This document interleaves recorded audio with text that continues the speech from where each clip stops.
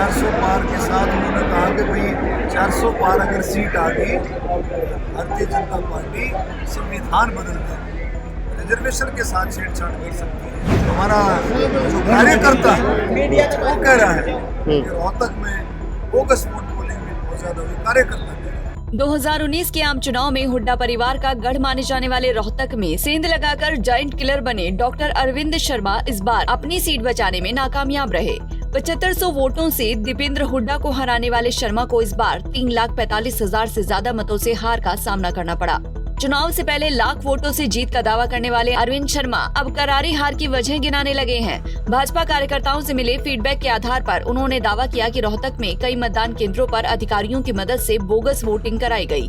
इतना ही नहीं, शर्मा ने कांग्रेस पर बीजेपी के 400 पार के नारे को जनता के बीच गलत तरीके से पेश करने का आरोप लगाया, जिसके कारण खास वर्ग में संविधान और आरक्षण के खत्म होने की शंका घर कर गयी। लोकसभा में मुद्दे अलग है।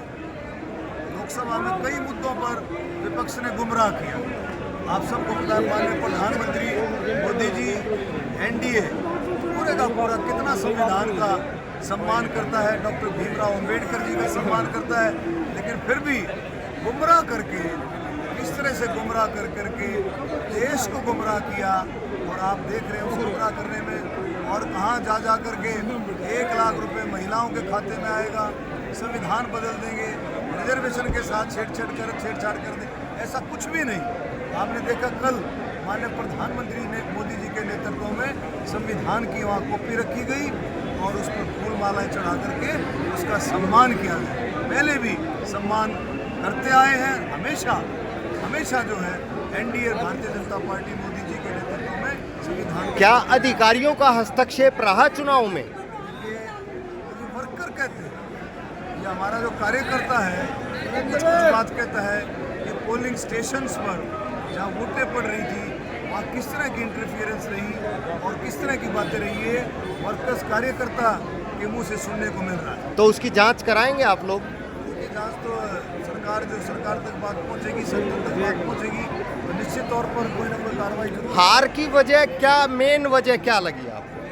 इलेक्शन में मुद्दे होते हैं, मैंने आपको बताया कि किस तरह से 400 पार के साथ उन्होंने कहा कि भाई 400 पार अगर सीट आ गई तो भारतीय जनता पार्टी संविधान बदल देगी, रिजर्वेशन के साथ छेड़छाड़ कर सकती है। और बहुत सारी चीज़ें ऐसी आई जो कि बिल्कुल तथ्य से परे थी। वो चीज़ें आकर के मैं समझता हूँ कई बातें और भी होती हैं, और सारे का सारा मिल करके, और हमारा जो कार्यकर्ता है वो कह रहा है कि रोहतक में बोगस वोट पोलिंग में बहुत ज़्यादा हुई। कार्यकर्ता वहाँ था, अपने बूथों पर था, और उन्होंने देखा होगा बहुत नज़दीक से बहुत सारी चीज़ें इलेक्शन में आती है। लेकिन विधानसभा में मैं जिम्मेवारी के साथ कह सकता हूँ, विधानसभा में मुद्दे डिफरेंट हैं, और डिफरेंट मुद्दों में हरियाणा सरकार ने हरियाणा में खूब काम किया है, पारदर्शिता के साथ काम किया है, हर चीज़ से ऊपर उठ करके काम किया है, अंत्योदय के लिए काम किया है। हरियाणा में तीसरी बार भारतीय जनता पार्टी की सरकार है। वहीं रोहतक क्षेत्र में हार की समीक्षा करने पहुंचे अरविंद शर्मा के सामने भाजपा कार्यकर्ताओं ने शिकायतों का अंबार लगा दिया। उनके निशाने पर पार्टी के ही कुछ पदाधिकारी रहे। यहाँ जितने बूथ एजेंट बैठे हैं बता देंगे, बूथ पर इतनी गर्मी होने के बावजूद पानी तक की व्यवस्था नहीं थी, जिस कारण से अपना कार्यकर्ता इतना, संगठन की बहुत बड़ी कमी रही है। कार्यकर्ताओं को प्रचार सामग्री तक पूरी मात्रा में नहीं मिली है। कोई झंडे लेने आया तो उसने 50 झंडे मांगे, उनको 10 दिए गए, 20 दिए गए। कभी नहीं हार सकते थे। हमारी हार का कारण यही है कि हम अपने आप को ये समझ बैठे कि मोदी के नाम पर, राम मंदिर के नाम पर वोट आएगा। ये सच्चा या नहीं है? बता दें कि रोहतक हरियाणा में सबसे हॉट लोकसभा सीट थी। बीजेपी और कांग्रेस दोनों ने यहां पर अपनी पूरी ताकत झोंक रखी थी। हालांकि कांग्रेस इसमें 20 साबित हुई और उसने अपना किला भाजपा से वापस छीन लिया। रोहतक से दीपक भारद्वाज, पंजाब केसरी टीवी। हमसे जुड़े रहने के लिए हमारे YouTube चैनल को सब्सक्राइब करें और नई वीडियो की नोटिफिकेशन के लिए बेल आइकॉन को दबाएं। अगर आप ये वीडियो Facebook पर देख रहे हैं तो लाइक जरूर करें और ज्यादा से ज्यादा शेयर करें। धन्यवाद।